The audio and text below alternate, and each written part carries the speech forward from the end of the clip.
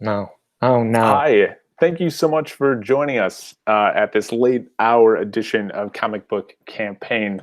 It's been a while. It's been a minute. Rhett and I have been on hiatus for about a month, but we decided to get back together tonight to talk about the NBA Finals. Absolutely. Chicago and Phoenix, right? Chicago and Phoenix from 1993. Three. 1993. Good old Chuck. Good old Chuck Barkley, right? Dan Marley. Dan. Dan the man, Marley. So Rhett and I are back. This is Comic Book Campaign. Thank you so much for joining us. This is our fifth episode. Rhett and I co-host this show where we're kind of new to comics. We pick a comic based upon others' recommendations or finding a comic from one creator and then going to another comic from the same creator and reading the first trade paperback. And then we get together on this show to the chagrin of our wives. And chagrin, nice vocab. I like. Yeah. Oh, thank you. I off on the SATs. Well, your wife, yeah, she was just doing the dishes, so she was. Nice. Yeah, we were waiting. And we did. What did we do this month, this week, this episode? Right. Well, I've read 10 comics. It's ridiculous. During our hiatus, but we're doing Deadly Class this week. Deadly Class. I actually read this today. I read it today. Really? I read this 4 weeks ago. Okay, so one of us will be super fresh. Exactly. No, I've skimmed through a couple of pages. I've got those 4 pages that I looked at. I'm good. I'm good to go on those 4 pages. We're good. So what we usually do on the episode is we usually have an idea in the beginning, and then we kind of convince each other one way or the other. And at the end, we'll make a final determination of if we're going to continue to read it or kind of shelve it.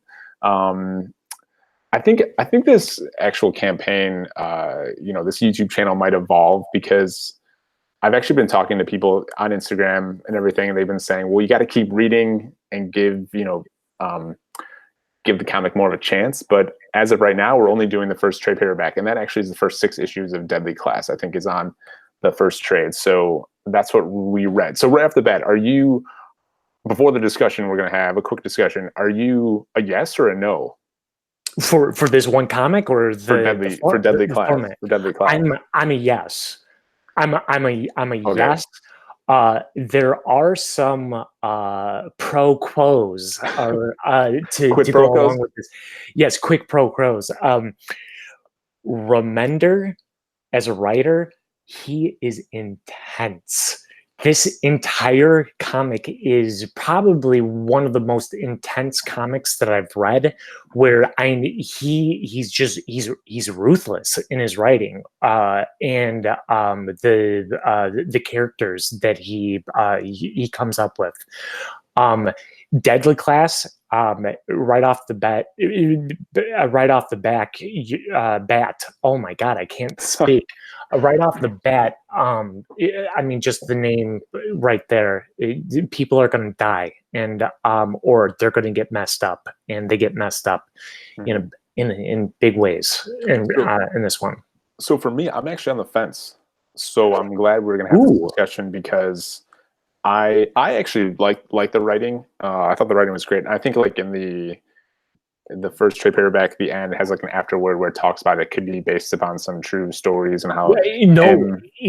It's based on true stories. Yeah, so that's why it's kind of if you don't like it, it's kind of weird because it's someone's experience. So right, I think that kind of factors in. So even if you didn't like the comic, you'd still can appreciate the telling of a story and how personal it is, probably to the creators. So you got to commend them with just telling a story, which I think is really, really important. Right, and that's actually a great thing that you brought up, because that to me makes this comic even more scary to me. That it was so lifelike that in finding out that this was part of Remender's possible past. At least him witnessing some of the stuff, it's just insane to me. So did you think when you were reading the comic, did you think it was kind of like the cheesy Angelina Jolie movie where the guy is like his dad's an assassin and he thinks his dad is, I can't remember the movie's name, but where he like gets recruited by Angelina Jolie, and I think it's Samuel L. Jackson, but that could be wrong. And they train him to be an assassin, and then he thinks he's killing his father. It felt like Deadly Class to me felt kind of like I've seen that before. I think the mystery of why and what is actually happening is the main selling point for me, because I feel like this kind of storyline has been done. So we're talking about Deadly Class. Let's do like a little like synopsis where we have a main character. I think his name's Marcus. I usually get the names wrong, but his name's Marcus. He was in. So we get the impression he's homeless. He's homeless. Homeless when we Yeah. start, and then it kind of does some flashbacks where he's at like not a shelter. He's at like a home for troubled youth, basically, Yeah. and it burns down and under some suspicion, and we're not really sure how it happens. And so he is kind of like this. He's homeless. He's kind of on the edge. He's a misfit, right? You can tell that he's got something mentally not right with him. That there's definitely bipolar. He's something right. Antisocial. I feel like instead of the mental health diagnosis, I just feel like it's like there's trauma in his history, because I mean the beginning of the comic shows, which I think is like his parents. He's got like a Batman origin where his parents get killed from someone, I think, flying off a bridge and like landing on his parents in the beginning. Mm-hmm. So right off the bat, it's like this super traumatic event that kind of shapes, him moving forward. So there's trauma. He was at an all boys home. We don't know what happened. I think later in the comic, it actually, he becomes triggered from a specific wording. There could be some abuse from, a figure in his life. So definitely trauma. There's trauma written all over this character from the beginning, and we kind of see him get. So he gets like immersed in this school that trains assassins, and then we kind of learn about his like first few days in this school. Right. And just like in any school, there's different cliques or whatnot that are here, and he becomes friends with the outcasts of the school of outcasts. It's like that part is that too generic for you? I thought that was super generic, like this like high school. It could be true, but it's like this high school like here are the jocks and I'm with these people, and it could be true, but I felt like. Well, I mean, if you take it in this perspective, how I read it, how I looked at it, the art is supposed to reflect the 80s. The time period is in the 80s. We're talking about the Reagan, Ronald Reagan as president or whatnot, and Marcus is set out to assassinate Ronald Reagan, which to me, that was the only fantasy sort of thing about this, which was kind of cheesy to me. And everything else was extremely ruthless and lifelike or whatnot. But if you read it in that this is the 80s, remember the 80s movies like Pretty in Pink and The Breakfast Club or whatnot. 16 Candles. Right, exactly. Right. Insert any Christopher, whatever his...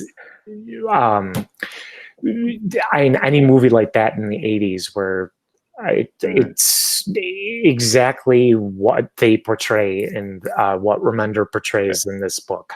So what's keeping you immersed in the comic? Like what's keeping you in? Because we kind of went over like he's at a high school. It's kind of cliche. Like he's with the outsider group. He goes on this adventure. Like what is something that's keeping you wanting to read the comic moving forward? I think the characters are just so well drawn out that every single character has a specific thing that links to them. You have Marcus, who you did a lovely job of describing him. Thank you. Thank you. Yeah, That absolutely. means the world to me from Right. you. Oh, your words are poetry to me. You have the gangbanger. That his story is really interesting, where he's he is a gangbanger, but he's lied about all of the stories that all of the people that he's killed. And something traumatic happens to him in the first day that he goes out finding his first kill or whatnot. The girls are really interesting. The drug use keeps you, in there and interested or whatnot. Um, I think the characters are what draws me to this comic. Yeah, I mean, I actually agree with you. I think that's a great point. I mean, I think they spend a lot of times on the character development, and I think we're definitely interested in the characters, and they're not just fluff. Like each one has a specific story. I mean, I like the one who's trying to hook up with him, and then you realize that she was being taken advantage of, and I think that's a pretty common theme that all the kids are kind of being. We're in a position of being not just like in a family of crime, but like you can tell that they've all probably been through something, Well, and it's like, why do they necessarily have to become assassins? Just because it's like their family lineage, and not just because they're like born for it. Right. Exactly. Exactly. I mean, if you were to use like real life examples or whatnot, I mean, everybody says that why does the government always pick the poor for war, for our the military service? It's almost that sort of thing. It's almost you could relate it to Karate Kid and Mr. Miyagi, where they're all being taught by a leader the different skills that they need to have and whatnot. Yeah. Take me through the character with the Burns who's at the school. Are you interested in this character? The one that's kind of after Marcus. He's kind of like at the end he kind of like confronts them and he says, "Well, you're not ready. I'm gonna come back for you later." Are you interested in this character? Not really. You don't want to know what happens, why the school burned down and what happened. He was his bunkmate, I think. They were roommates. Oh, was he the punk? He was the punk guy, right? He's the guy that he's like seen. He's not seen with the group. He's like he's heard about what happened. He wants to find Marcus and he wants to hurt Marcus. So we don't know why. I'm assuming he has burn marks, his scars on his face. I'm assuming like that's one of the like the reasons why you'd want to continue reading, because you want to find out this backstory of like what really happened at the school and who was this other character and why does he want to hurt Marcus. So I think that was one of the characters that I forgot about. Yeah. Now you're reminding me. Yes, absolutely, of course. That would be definitely one of them that you want to see what happens to him. And I mean, he throughout the entire thing, he's after Marcus. Right. You can tell this is the one show where we did absolutely no prep before, because we're both like flying off the seat of our pants of, hey, remember this? No, I have no idea what you're talking about. So right, exactly. So it's good. Let's talk about the drug use, because I feel like the last third of the trade paperback, he's on drugs. Like there's like they're on they do cocaine. Acid. Yeah, they're on acid at least. They're on window pane. As cool kids. I don't know. I feel like those are some of the funniest parts of the comic, when he's like laying down, he's like talking to like a bag of chips or something, like some kind of, and I'm just like, that's amazing. Like whoever wrote this is amazing. It's funny that like so much of the comic is is so much of the story is they're on drugs, and you're like, and half the time I'm thinking like, did this really happen? Like, is this? I'm actually kind of confused because I they set mean, out to do something, and then they're on drugs, and then they like leave thinking they did it, but then there's kind of a clue like they didn't do it. So so it's kind of like, is it a they, wash? is that what you're is that the direction that you're going, that it's a possibility that it might just be in their head from drug use? Totally. Because remember, like in the Interesting. Yeah. because like so basically they go. It's kind of funny also too, where they bring the new kid Marcus because they think he's kind of like a psychopath, Yeah. and they're not really murderers, but then they want to go kill someone, so they bring Marcus with them to do it. So that's really Well, interesting to me because like okay, so Marcus is the only person that kills anybody. right, yeah. So he's supposed to have blood on his hands, Yeah. and then he's like, you think he's in custody for a murder, but then it turns out he's in custody just for something smaller, and then he realizes there's no blood on his hands. So you have to. My assumption was it's all just made up, and they didn't really kill anyone. So I could be wrong, but that makes sense to me. Well, that's why we have to read the second trade paperback. Yeah, it's like point number 2. Yeah, exactly. There we go. Swish.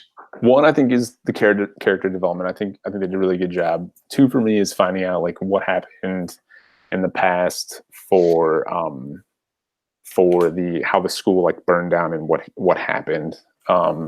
Which is funny because earlier videos that we've done ones on Outcast, and what have we done? Outcast and Trees. Coyotes. I usually like Saga, like the linear story where you just kind of get into a story and keep going. And this is the first one we've done where I want to know the background, what happened prior to the story starting, which is interesting to me. Cool. Well, I mean, I introduced you to this one. This is one that I read. I'm just like, Andrew, you've got to read this or whatnot. Which I just finished. Actually, I have it back here. I just finished another Remender, a fantasy series by him called I apologize for this. 7 to Eternity. Oh yeah. Which I'm really liking Remender's writing. Yeah, I mean, that was the whole point of this whole series, was picking things and then going, hey, I like this, and then what else have they done, and then finding out more things and reading it. So this 7 to Eternity, the writing is choice. However, it's the art is unbelievable. Oh. But what do you think of the artwork in Deadly Class? I mean, it's good. I like it. I like it a lot. I haven't read 80s comics. I wasn't. I never read it as a kid. I never. I mean, I can recognize a specific style. Just because of the 80s comics that I have read, more graphic novels like Watchmen and whatnot. So I sort of understand the color palette that they're going for. I understand the storylines and whatnot, but I get lost. You definitely don't get as much detail to the characters, I feel, with trying to emulate a certain style from before, if that makes sense. Okay. Yeah, I mean, I wasn't really a big fan of some. I mean, they try to do different things with the layouts. Like some of the pages would be like diagonal, which I thought was kind of cool. Some of the layouts were, I think, confusing with how they position like the wording and the panels. So that was strange. It's just something different. it doesn't make me go like I'm not going to read this, but it definitely makes me go like, okay, wait, what is this about? And Yeah. the one of the layouts with actually the parents dying, I thought that layout was done really well, but then there's other parts in the story where the layout to me was confusing, but I'm not the smartest guy with comics, so I'm just like, I gotta read this twice. Like, where does this wording go? Like, what does it go to? So Yeah. the layout to me was kind of it's different, which I like. Some of it was confusing, but I did like some of the panels, some of the pages that were diagonal. I thought that was kind of cool.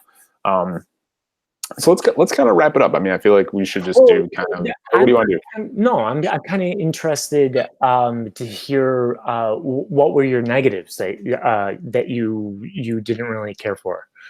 I didn't know what it was about at all. Even after you read it, or no, before. Okay, now I know completely what it's about. I'm kind of bummed that I think they just said that it was supposed to be a TV show, but then I think it got like canceled. So that kind of sucks. You want people to do well, and I think that'd been cool to see it as a TV show. Yeah. But yeah, I feel like just the overall how it's set up. I feel like it's that bad Angelina Jolie movie. Like training to be an assassin. If it was just on that surface, I wasn't hooked on the initial kind of story. I thought some of the kind of like the high school stuff was generic and played out. Yeah. Okay. Like, oh, here's the clicks, which it's true, but it's like, I don't know if I want to relive my high school. I don't want to relive my high school years. I sure as hell don't. No, I sure don't. But that was like my main thing, like just the actual outline of it. Where it went surprised me. How they did half the comic, like a third of the comic of the trade paperback, like he's on drugs. And they still kind of made it a story. I thought that was interesting. So I guess what did you think of the I'm going to call it the gas station scene, the 7-Eleven scene or whatnot, with the Hispanic, right? The gangster boyfriend. Yeah, I mean it makes sense. I mean, these people are supposedly killers, and I mean I think that goes the overall story of how that guy he's manipulating that woman and his girlfriend, but he treats her like garbage. So he's trying to control her. Right. And it's pretty obvious that she does not want to be with him, and she wants. They said they kind of like, oh, girls want things that they can't have, which is super generic. Could be true, but it's super generic. And so he's interested in the other woman, and then so she's interested in him.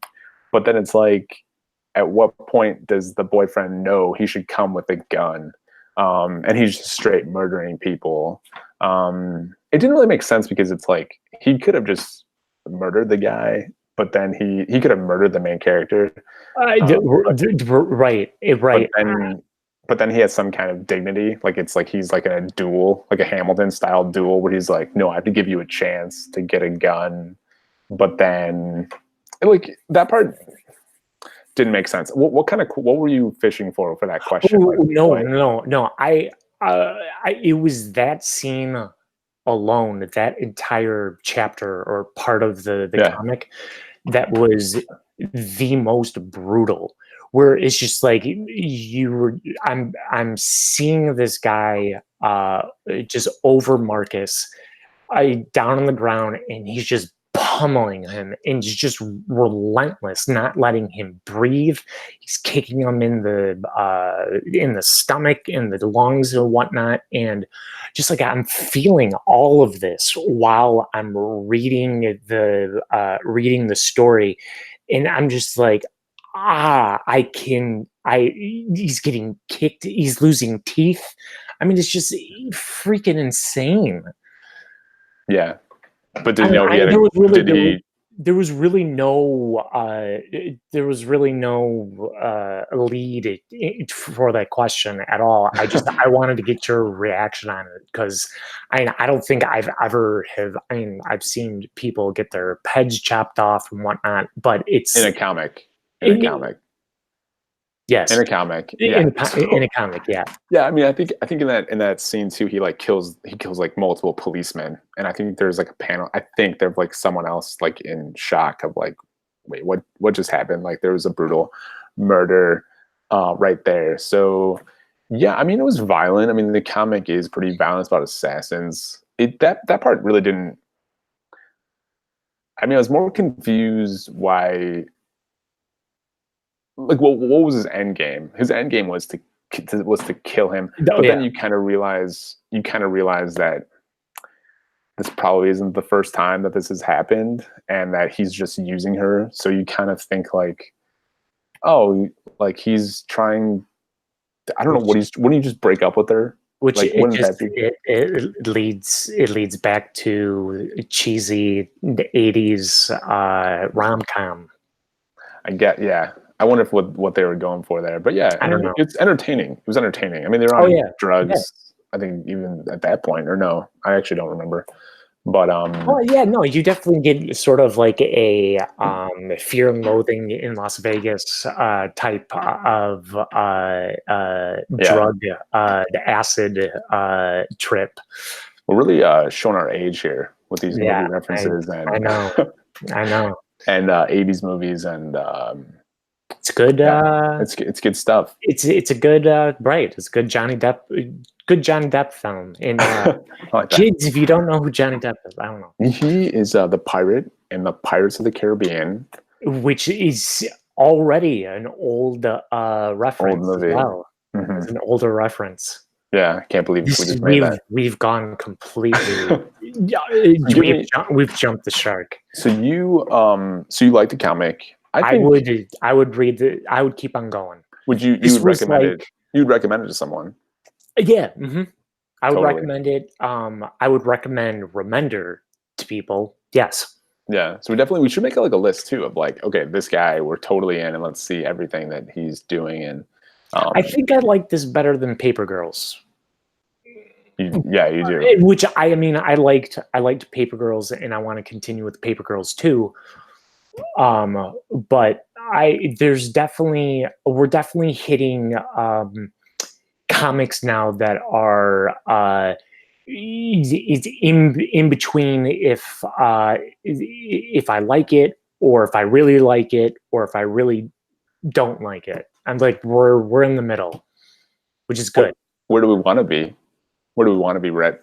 It's always nice. It's always nice to be, black and white with things. Yeah, I think I like that we had this talk because it gives me something to do. It's late at night. We're friends. We're having fun, and I mean, I think talking out loud about it, it makes me want to continue to read it because I think I want to know the backstory. I want to know what happened there. I kind of want to know what they kind of hint in the beginning, like what makes him special, like they kind of it's kind of like a Harry Potter, like he's the chosen one, like everyone knows, like, oh, that's the dude that only got the scar, like, and I feel like they don't explain that at all. I don't know if that's just like I don't know if it's bad writing or if it's just they're just waiting to explore that later, where they're like, oh, you're that kid, everyone wants to beat you up, and it's probably like the balance between real life what happened and trying to make a story through a comic in a kind of it's like they don't make it fantasy, but then like somehow the school is like underneath some kind of bookcase. So I thought that was kind of weird too. Just like throwing that out there. Well, right. It was just like how is that Hogwarts? Is this Hogwarts? What's going on? Yes, it always leads to Harry Potter. Yeah. It's almost like, okay, we are going to make this this comic that is super realistic, but we have to throw in a couple of things just to make sure that people are not going to go out and killing people. Okay, bookshelf it is. All right. Bookshelf, make it Hogwarts. Yeah. Yeah, Huzzah! huzzah. I think but yeah, I think I'd recommend it to someone to at least try, because I think it was fun, it was different. It's a pretty easy read. I read it today, like a half an hour. I just read the first 6 issues. So It's a quick read. yeah, it's a quick read. It's fun, and it's like I think with the different layouts, the writing, the character development, um, the kind of like, why is he special? I feel like the whole point of this series was, how do they set up comics? Are we interested? Is there a reason to continue? And is it fun? Like, do you enjoy it? And I felt like this one was violent. It was more mature. It was violent. Yeah.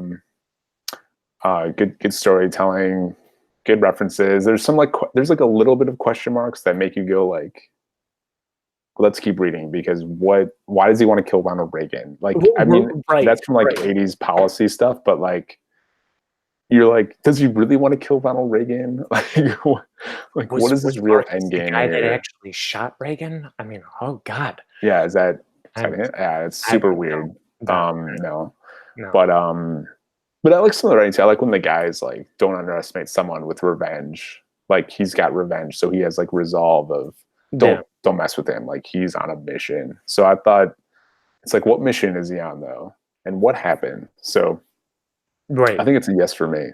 So I'd agree. It's a yes for me. that was I would continue. that was a good. I enjoyed reading it. I hope, if you're watching this, I hope you enjoyed this discussion. I hope this made you realize that you should or should not be reading Deadly Class. Rhett and I have given our seal of approval that you should be reading it. And thank you so much for watching. And you know what? I think next time, Yes, I'm going to I put was on going to ask you. I was going to ask you know what? yeah. I'm going to actually do a poll on Instagram. My Instagram is You Remind Me of 2. And Rhett, what's yours? Yours is Richard's Rhett. It's just Richard's Rhett. Yeah. Richard's Rhett. Yeah, I always tag you on my post now. Richard's Rhett and I. Yeah. I have no catchy catchphrase. Catchy catchphrase. Jesus. Yeah. Right. I'm gonna stop touching my hair, but I'm going to put like a poll. Can I touch your hair? Yeah, you could. Can you touch? Okay. Yeah. It's super. Yeah. All right. Someone told me when I got my bad haircut, they're like, I could see where it used to be thick. And I'm like, that means it's thinning now.